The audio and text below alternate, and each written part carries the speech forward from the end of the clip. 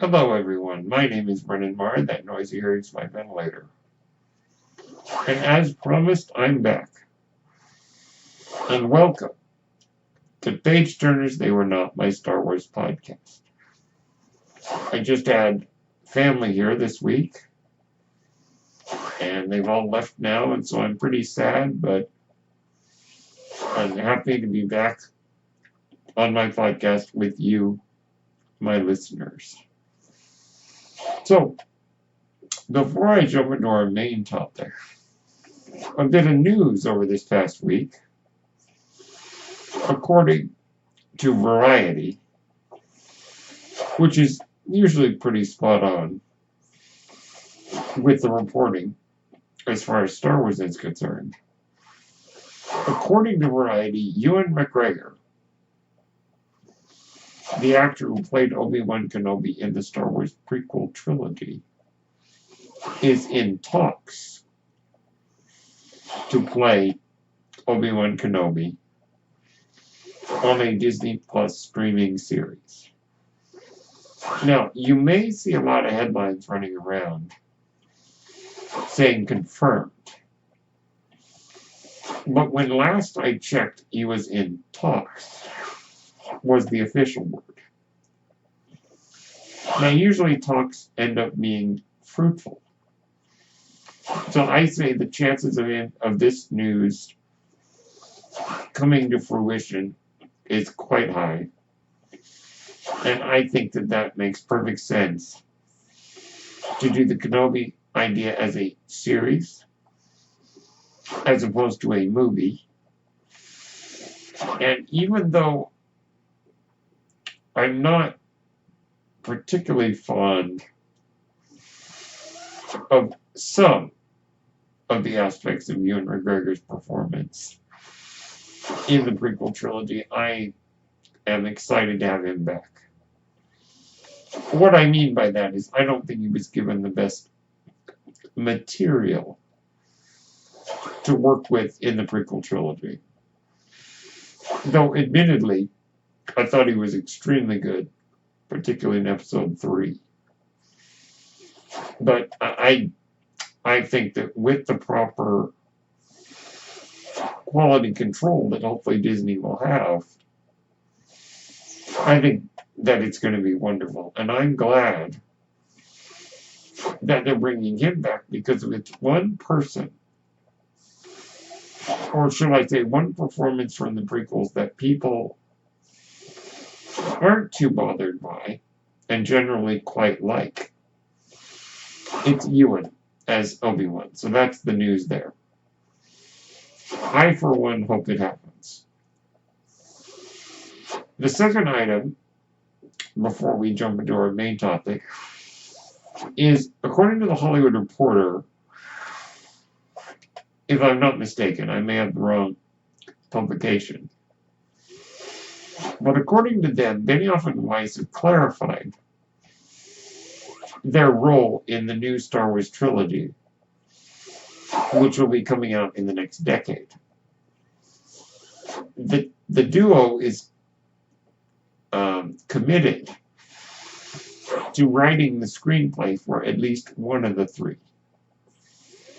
They are, however, writing a story treatment, more than a treatment actually, an outline of basically the story idea for the entire trilogy, the overall story. But they are committed to writing at least the screenplay for the first one. Mind you, they said at least. So they could be writing the screenplay for the others as far as we know.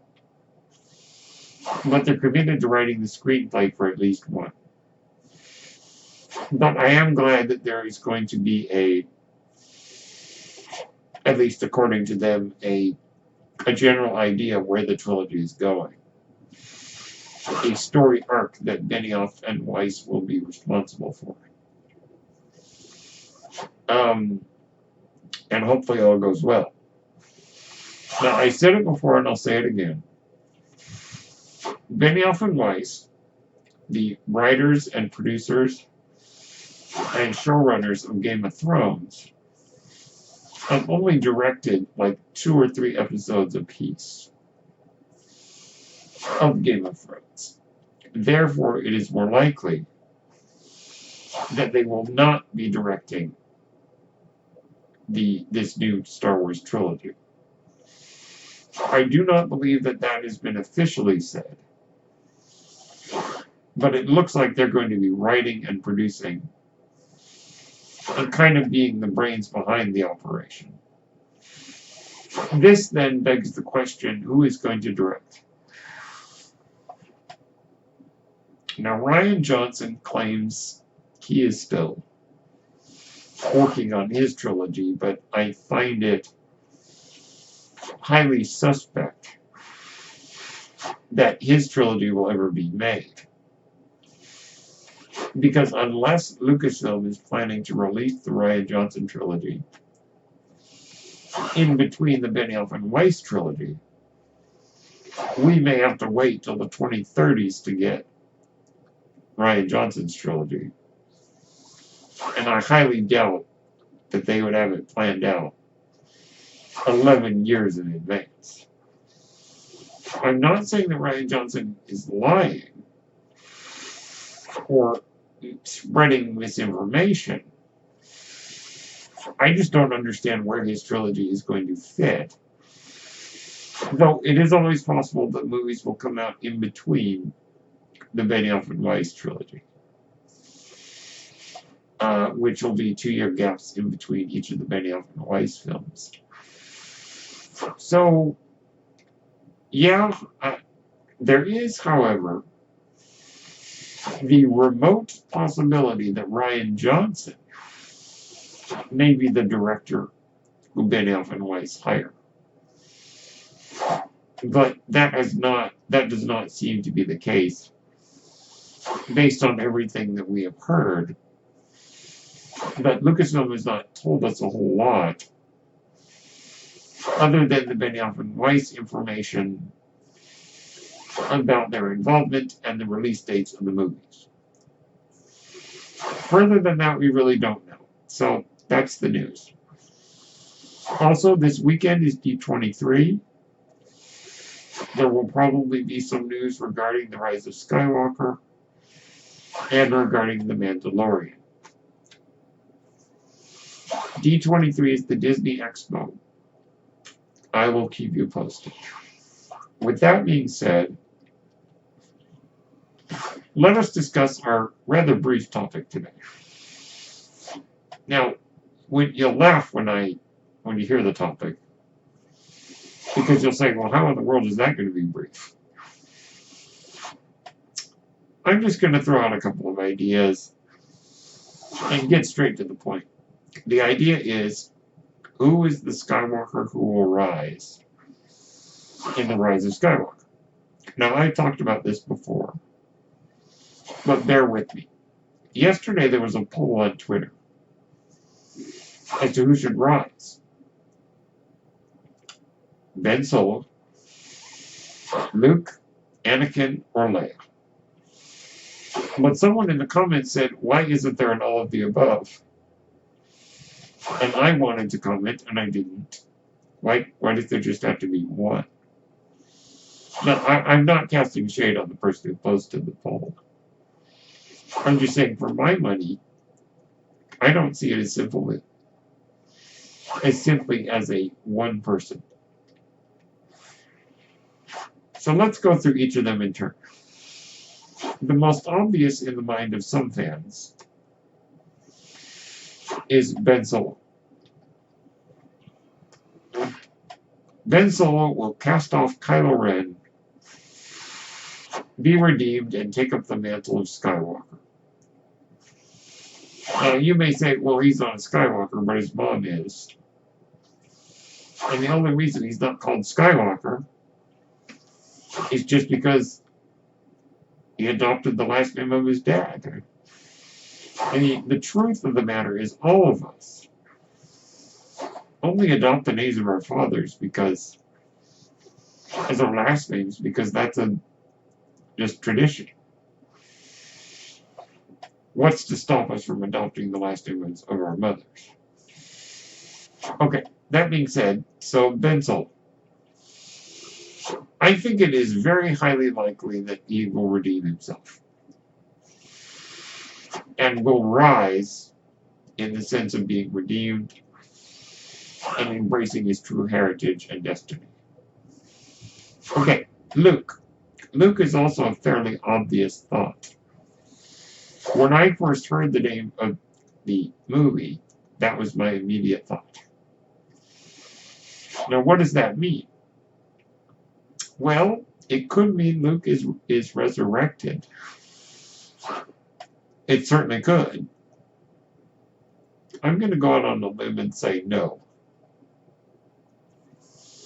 What I think it means is if Luke is the Skywalker who rises, then it means maybe it's his legacy that rises. Maybe through Rey or through his redeemed nephew. Someone's got to continue the legacy of Luke Skywalker. So I think that it could be the rise of Luke's legacy. And now Anakin. Now this is a very interesting one. Anakin. How could Anakin rise? Well, I don't think Anakin's coming back from the dead. What I do think, though, is if a Skywalker rises, that is also the rising of the Skywalker legacy. And Anakin is kind of the progenitor of that legacy. We can't forget Shmi, though. I mean, to be honest. Oh, speaking of, Anakin only got his last name from his mother. Ah. So, in a way, it's also the rise of Shmi. Because it's her legacy. It's her progeny. So the rise of Anakin could be the rise or the redemption of the legacy of the Skywalkers. Because we have seen throughout the 3 trilogies that the course of the Skywalker families have been failure and redemption. All the more reason to suspect that Ben Solo will be redeemed. The next one is Leia. How could Leia rise? Well, I don't think Leia's going to die in this movie. Could she rise to become the leader of the galaxy? That's certainly a possibility. The Republic does not exist. If the First Order is decimated, who's going to take over the galaxy? Who's going to rule the galaxy? Leia could rise as the leader of a new organization. Or her son. Quite possibly. But I think Leia could rise herself. Perhaps Leia also embraces the Force within her and becomes a Jedi. I highly doubt that, just because it's not already happened, and with Carrie Fisher's unfortunate death, they don't have a lot of footage with which to do something like that. Unless I could find a very interesting way to do something like that. I could see it more as Leia rising as the leader of the galaxy. So those were the 4 options on the poll. But there's another one I'd like to consider, and that's Rey. Rey is not a Skywalker. I think we can all be clear on that. Unless they pull some weird curveball on us, but I like the idea of Rey being quote-unquote nobody. Rey, though not a Skywalker, is certainly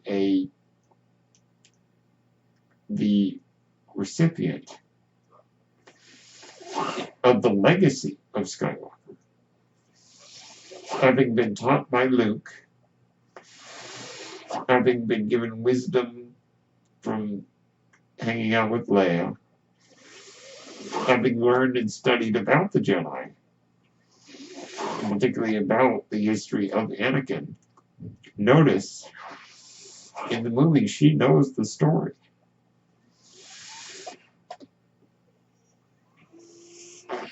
How she knows that has yet to be revealed. But regardless, she continues the legacy, even if she's not blood related. And let's just say if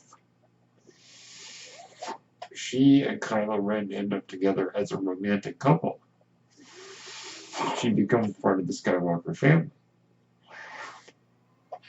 Whether or not that happens, I think it is clear that Rey will take up the mantle of Skywalker, even if that's not her name.